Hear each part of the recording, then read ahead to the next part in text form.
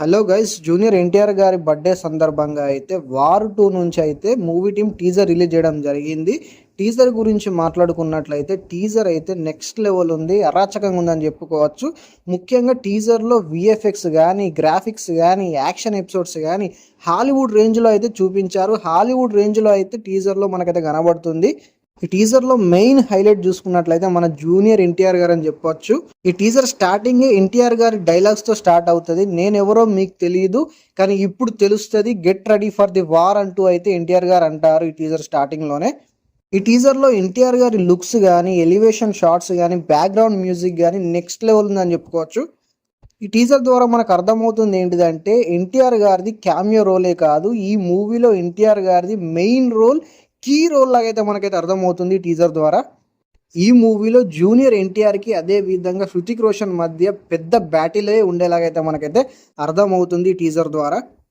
కొన్ని సీన్స్లో అయితే మన జూనియర్ ఎన్టీఆర్ గారు హృతిక్ రోషన్ గారిని డామినేట్ చేశారు. అదేవిధంగా కొన్ని సీన్స్లో హృతిక్ రోషన్ గారు ఎన్టీఆర్ గారిని డామినేట్ చేశారు.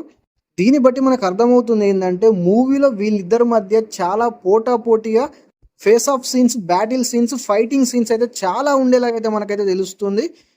మనకి ఈ మూవీలో ఎన్టీఆర్ గారి క్యారెక్టర్ గురించి అయితే ఏ విధమైన క్లారిటీ అయితే ఇవ్వలేదు టీజర్ ద్వారా. కాకపోతే చాలా రూమర్స్ ప్రకారం ఏంటిదంటే ఎన్టీఆర్ గారు ఈ మూవీలో విలన్గా చేస్తున్నారని, ఎన్టీఆర్ గారు పాకిస్తాన్ రా ఏజెంట్ అని అయితే చాలా రూమర్స్ అయితే వస్తున్నాయి. ఇంతవరకు అయితే క్లారిటీ అయితే లేదు. ఎన్టీఆర్ గారి క్యారెక్టర్ గురించి మీకేమనిపిస్తుందో కామెంట్ సెక్షన్లో కమెంట్ చేయండి. జూనియర్ ఎన్టీఆర్ గారు one of the best action మూవీతో అయితే బాలీవుడ్లో ఎంట్రీ ఇస్తున్నాడు.